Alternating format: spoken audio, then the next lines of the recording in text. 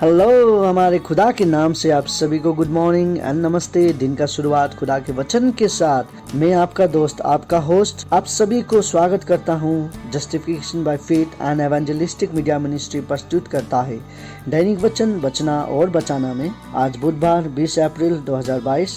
आज का विषय गंदगी की सफाई। आज का विषय है गंदगी की सफाई। वचन लिया गया है इज़ेकिएल का पुस्तक 36 का 23 से लेके 32 तक। इज़ेकिएल का पुस्तक 36:23 से लेके 32 तक हम देखेंगे। मैं अपने बड़े नाम को पवित्र ठहराऊंगा जो जातियों में अपवित्र ठहराया गया, जिसे तुमने उनके बीच अपवित्र किया। और जब मैं उनकी दृष्टि में तुम्हारे बीच पवित्र ठहराऊंगा, तब वो जातियां जान लेंगी कि मैं यहोवा हूँ। परमेश्वर यहोवा की यही वाणी है। 24 मैं तुमको जातियों में से ले लूंगा और देशों में से इकट्ठा करूंगा और तुमको तुम्हारे निज देश में पहुंचा दूंगा। 25 मैं तुम पर शुद्ध जल छिड़काऊंगा और तुम शुद्ध हो जाओगे और मैं तुमको तुम्हारी सारी अशुद्धता और मृत्यु से शुद्ध करूंगा। 26 मैं तुमको नया मन दूंगा और तुम्हारे भीतर नई आत्मा उत्पन्न करूंगा और तुम्हारे देह में से पत्थर का हृदय निकाल कर तुमको मांस का हृदय दूंगा। 27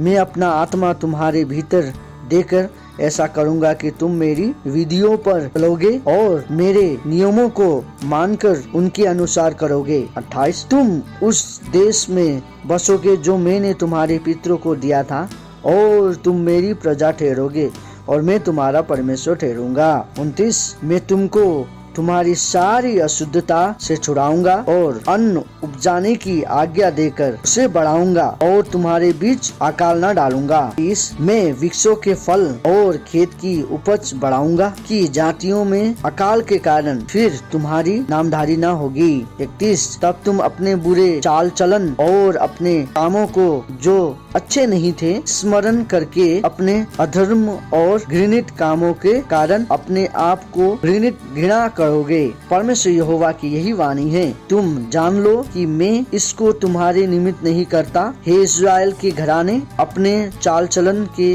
विषय में लज्जित हो और तुम्हारा मुंह काला हो जाए।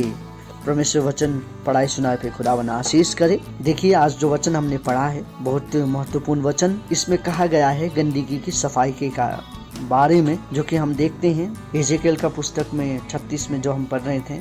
उस समय पे जो इजरायली लोग थे वो भी इसी तरीका से गंदगी, जो इजराइल में गंदगी फैल गया था, बहुत ज्यादा गंदगी फैल गया था। गंदगी अब किस प्रकार का गंदगी? देखिए, गंदगी मूर्ति पूजा का गंदगी, उसी के बाद पाप का गंदगी, एक दूसरे के ऊपर घृणा करना, एक दूसरे के झूठी साक्षी बनना, ये सब गंदगी। और उसके बाद इतना ही नहीं, एक दूसरे को मारना, पीटना, खाने के लिए गंदा गंदा काम करना या घर चलाने के लिए गंदा गंदा काम करना, और उसके बाद चोरी करना। खुदा के घर को हमने बिजनेस घर बना दिया था उस समय पे। सो ये सब इत्यादि बात जो हम देखते हैं, ये सब के बारे में, ये सब को ही हम गंदगी कह रहे हैं वचन पे।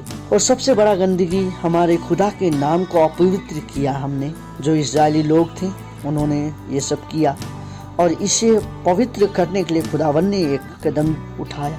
वो कदम उठाया क्या? खुदावन ने इजरायली लोगों को जो दंड दिया था, वो दंड के बाद फिर बात करने लगा इजरायली लोगों के साथ, और वो करना जरूरी था। यदि वो नहीं करता तो वो गंदगी ऐसे ही फैलते जाता, वो गंदगी कभी साफ नहीं होता। सो हमारा आज का प्रॉब्लम ये गंदगी के साथ साथ हमारा शुद्ध मन होना जरूरी है।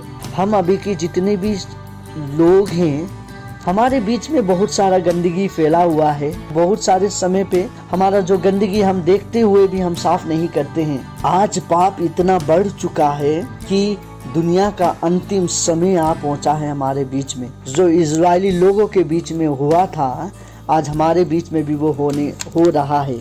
इजरायली के हाथ में वो गंदगी था और वो गंदगी को उन्होंने साफ नहीं किया, पर वो गंदगी को वो लोगों ने क्या क्या बढ़ाते गया और खुदा वहाँ पे उनके साथ नहीं रहा, उनके खिलाफ था, क्योंकि खुदा को वो गंदगी पसंद नहीं था। वो खुदा के जो पवित्र नाम को अपवित्र कर रहे थे, पसंद नहीं था उन लोगों के साथ। जो वो मूर्ति पूजा करते थे उससे खुदा खुश नहीं था। उनका हृदय जो था वो पाप से भर गया था, उनका हृदय पाप से इतना भर गया था कि वो कमजोर हो चुके थे। उन्हें अच्छा और बुराई का कुछ ध्यान ही नहीं हो रहा था, उनके जीवन भर गया था पाप से। ये गंदगी को साफ करने वाला एक ही व्यक्ति हो सकता था, वो है खुदा। खुदा के अलावा वो गंदगी को कोई साफ नहीं कर सकता था। जो शैतान है उनके बीच में ज्यादा काम कर रहा था प्रभु करने से ज्यादा, और प्रभु के वचन को कम सुनते थे और शैतान का वचन को ज्यादा सुनते थे। इसलिए और देखिए, जो अच्छी चीज है, जो हमारे मन को लुभाता है, वो हम ज्यादा करते हैं, और शैतान वही काम करता है जो हमारे मन को लुभाता है। खुदा चाहता था कि उनका जो शुद्ध जल है उनके बीच में छिड़का जाए और खुदा का काम हो उधर।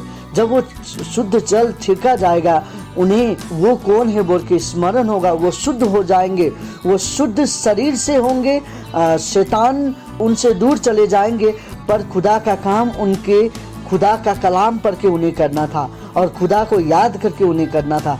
तो शुद्ध जल छिड़कना उनके बीच में जरूरी था। वो वचन हमारा 25 और 26 कहता है, जिस तरीका से हमने सुना था कि शुद्ध जल छिड़काऊंगा ताकि तुम्हारा मन शुद्ध हो जाए, तुम शुद्ध हो जाओ। उनका और प्रभु का रिश्ता है वो फिर से जुड़ जाए बोल के शुद्ध जल छिड़काना जरूरी था। आज हम कितने देश, कितने लोग हैं, आज भी हम ये गंदगी फैला रहे हैं। ऐसा नहीं कि ये इजरायली लोग ही ने खाली गंदगी फैलाया हुआ था और वो शुद्ध कर, खुदा उनको शुद्ध करना चाहता है। वो सेम दिन, वैसे ही दिन अब हमारे बीच में भी आ पहुंचा है। हम कितने लोग हैं, हमने खुदा के नाम को अशुद्ध किया है, हमने खुदा के नाम पर चोरी किया है, खुदा के नाम से लोगों को ठगा है, खुदा के नाम से हमारे मंडली को ठगा है, खुदा के नाम से हम झूठ बोलते हैं, खुदा के नाम से हम दिखाते हैं। ये सब चीज इत्यादि बातें, ये जो है ये गंदगी फैलाने वाला बात में आता है। यदि हम खुदा के नाम से चोरी करते हैं तो हम गंदगी फैलाते हैं। हम खुदा के नाम से लोगों को ठगते हैं, खाते हैं तो हम गंदगी फैलाते हैं। खुदा के नाम से हम मंडली में खाली जाते हैं, मंडली को हम गिरजा घरों को बिजनेस का घर कहते हैं, जो कि मंडली प्रार्थना का घर होना चाहिए, प्रार्थना सेवा होना चाहिए। कितने लोग तो हमने क्या कर दिया, एक पार्क बना दिया उसमें, ताकि हम एक दूसरे को पसंद करके वहीं पे मिल मिलाप कर सके। नहीं, मंडली इस कारण नहीं है, और ये सभी को हम गंदगी कहते हैं। सो ये गंदगी साफ कैसे हो सकता है? जब हम खुदावन के कलाम को पढ़ते हैं और उसके हृदय, हमारे हृदय उसके हृदय से जब हम जोड़ते हैं, तब ये गंदगी को हम साफ कर पाएंगे। और खुदावन यही कहता है कि ये गंदगी साफ होना जरूरी है हमारे लिए। अभी का जो जनरेशन है उसके लिए शुद्ध जल हमारा खुदा का पुत्र यीशु मसीह, जो कि हमारे लिए शुद्ध जल का काम करता है, उसके लहू द्वारा हम ये गंदगी को साफ कर सकते हैं।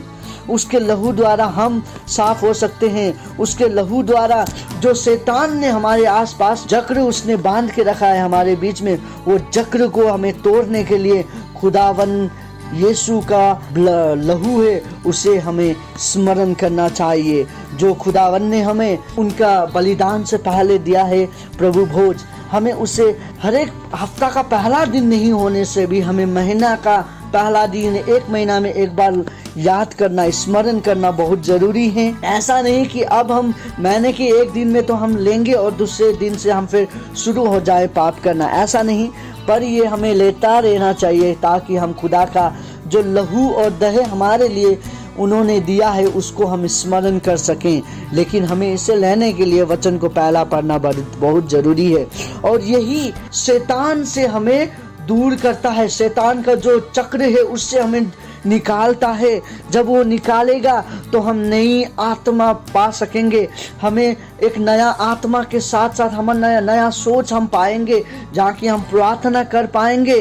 वो हमारा हृदय नया हो जाएगा, हमारा मन नया हो जाएगा, और हम यीशु के लहू के सामर्थ्य में हम रहेंगे, ना कि शैतान की चक्र में हम, पर यीशु के लहू में हम रहेंगे। यीशु का लहू हमें सुरक्षा देगा, यीशु के लहू पे हम बंध जाएंगे, और यीशु का लहू हमें क्या करेगा? सुरक्षा का काम करेगा, और हमारा कोई शैतान का बाउंडेज हमें फिर से बांध नहीं पाएगा। हम यीशु के लहू द्वारा बांधे जाएंगे, यीशु के लहू द्वारा हम सुरक्षा होंगे, छुटकारा पाएंगे। ये करने के लिए हमें हमारा हृदय को शुद्ध करना जरूरी है। खुदावन आप सभी के साथ है, आप खुदावन के साथ रहिए, खुदावन को याद करिए और खुदावन का जो नाम है उसे बढ़ाते रहिए। खुदावन यही चाहता है, हमारा काम है खुदावन का नाम को बढ़ाना है। खुदावन आप सभी के परिवार को आशीष करे, आपको आशीष करे। आपका दिन शुभ हो। धन्यवाद।